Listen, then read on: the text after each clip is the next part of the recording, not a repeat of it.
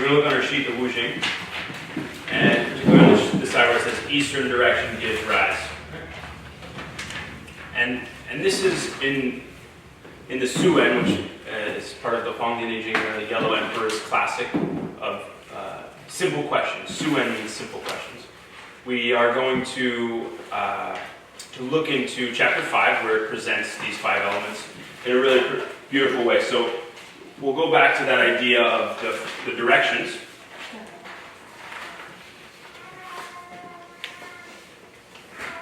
And we're going to also add not just directions as far as east, west, north, and south, but up, out, down, and in. Okay? So we said eastern direction gives rise to wind. Wind gives rise to wood. And we also know that the name of spring is what? Springing up and unfolding. So east, we have this direction of up. And then we get to south.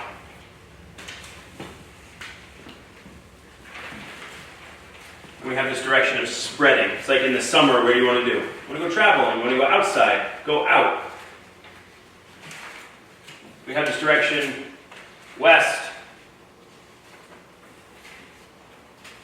Which direction does the sun set? In the west. Rise in the east, sets in the west. This is the same concept. Rising in the east, setting in the west. So in each day we see, like each year, there's a spring of the day and there's a fall, autumn of the day. Right? There's a peak and there's a horizon. And then we have inner, which is north. So these are the 4 directions. And then we have this central orientation. And out of this, we get the 5 elements in their directionality. And this is the older version of how I understand it. The directions in 4 with earth at the center. So 5 with earth at the center. So we have wood, fire, metal, water, and earth. Right? Eastern direction gives rise to, remember? Wind gives rise to wood, and so on. So we have these 4 directions around the center. And now this is one way to look at it. We talked about you have 4 around the center. And now what we're going to do is we're going to put it into a way that you probably have seen it more commonly when we talk about 5 elements, where they're arranged a little bit like this.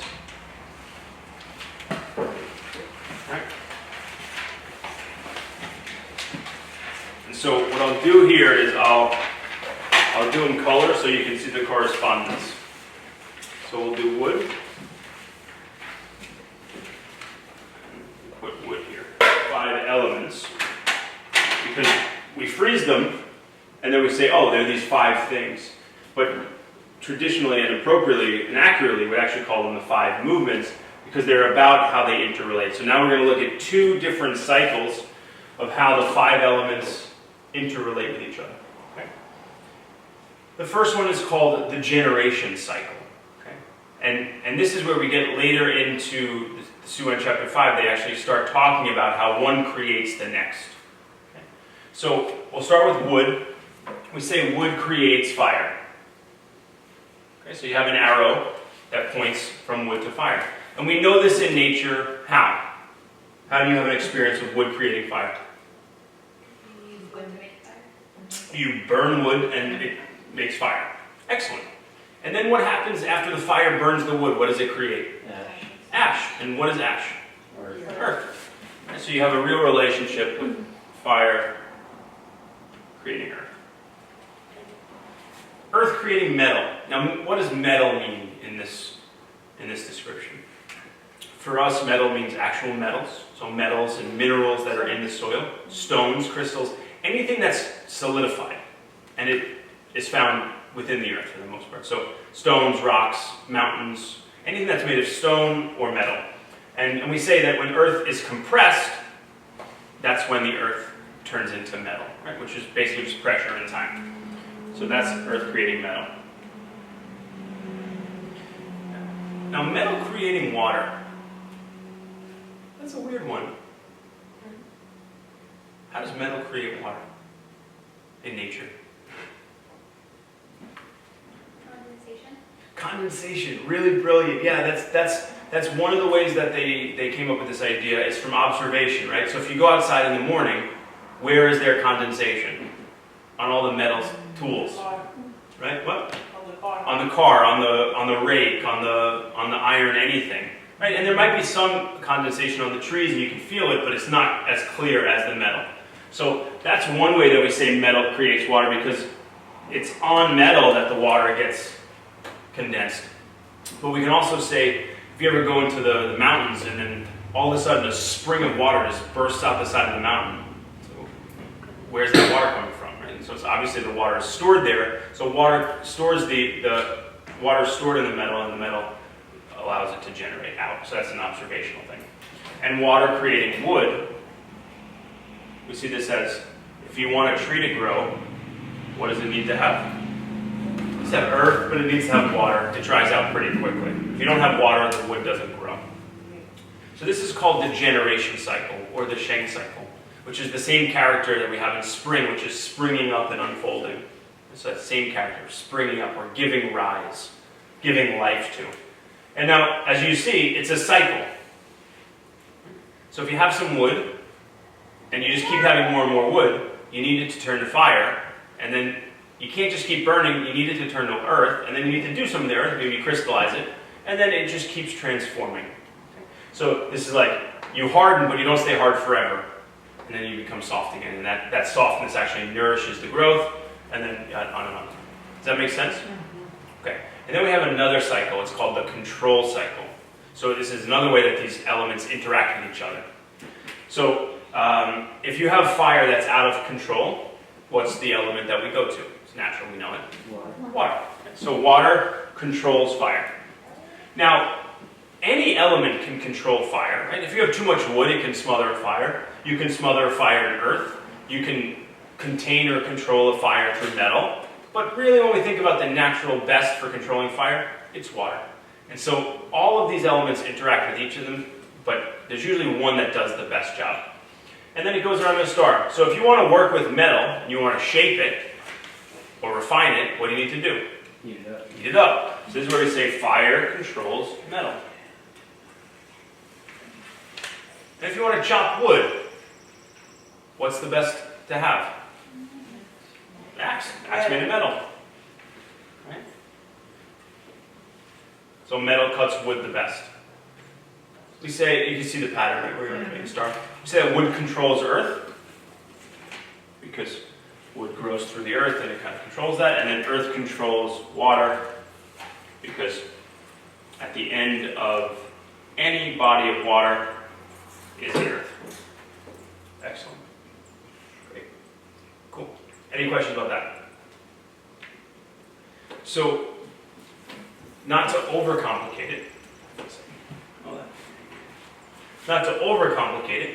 there's, within each of these,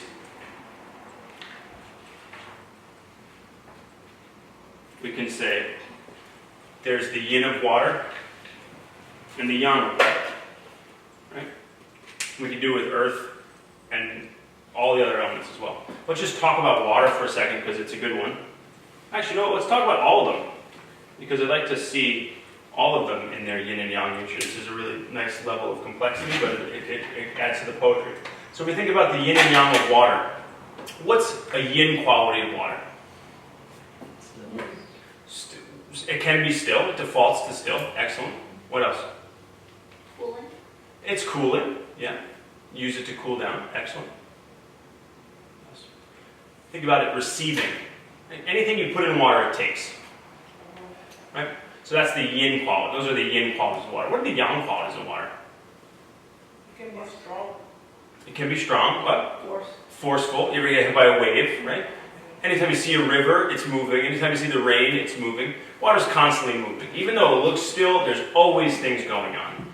And you can even zoom in a little bit more. So if we look at the yang within the yin, even though water looks still at the top, there's all this activity under the surface. And the yin within the yang, even though the water might be moving, it still will take something in. Right? So that's pretty brilliant. So then we can do this for wood.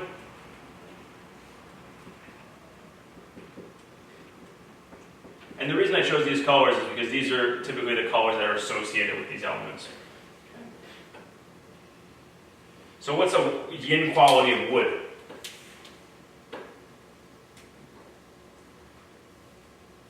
It's dark. Think so? Well, isn't it? It could be. The yin qualities of wood, I think about like a tree is a place where people or animals can take refuge and live. Right, so there's shade. Is that what you're talking about? The darkness, the shade? Well, Yeah. I mean, I'm looking at that tree over there, you see? Yeah. It's a little dark. Yeah. That one over there. Right, because it's in the shade though. And so there's a shade, that's what you see. Because the leaves are casting shade. So what we talk about with the yin of wood is the ability for wood to sustain some life. Even though it's probably not the best place to live, it's probably more safe to live in a cave, right? But you can live in a tree, right? It's not as protected, but some people take protection, or some animals can take protection in the wood. Also, that within the wood itself, there's properties of giving life. So there's something inside the wood. Okay?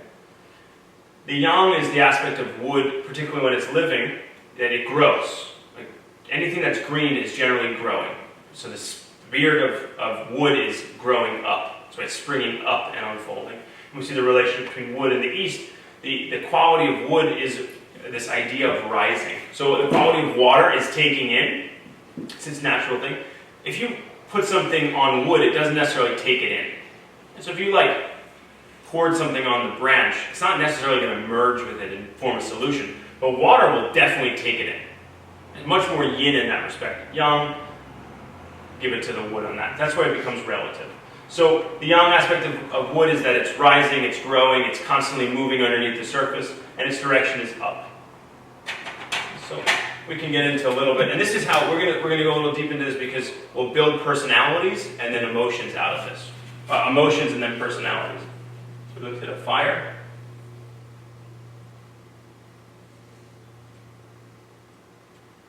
Okay. So what's the yin quality of fire?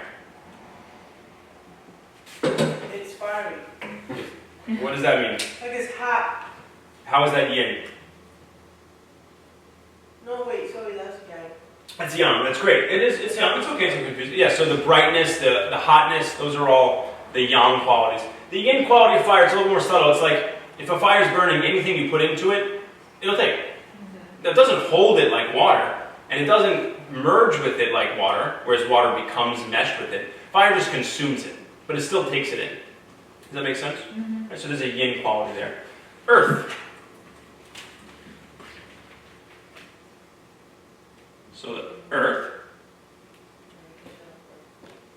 What's the yin quality of earth?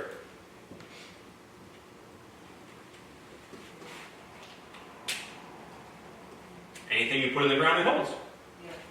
It holds. And in fact, it actually holds and it hides and it protects and it grows. This is one of the most yin qualities of earth because it grows in the darkness. When the earth contains something, it allows it to grow and protect. And the yang quality of earth, you could say that the earth is always moving. Life is always moving on the earth. The earth itself is always moving, but it's an invisible yang. It's not a yang that you really notice, but you notice when you don't think about it day to day, but then you're like, oh, yeah, the earth is moving all the time, constantly spinning, but I didn't notice it. Because it holds what direction?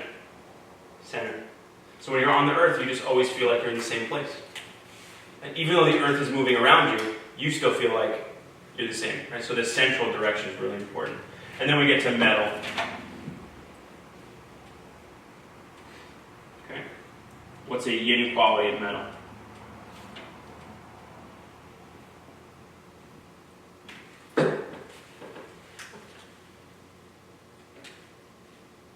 Yeah, so we have the quality of coolness, right? In general, unless if you go out in the middle of the night, the stones will be colder than the wood, right? But also if you go out in the heat of the day, the stone might be hotter than the wood, so it's very thermically susceptible.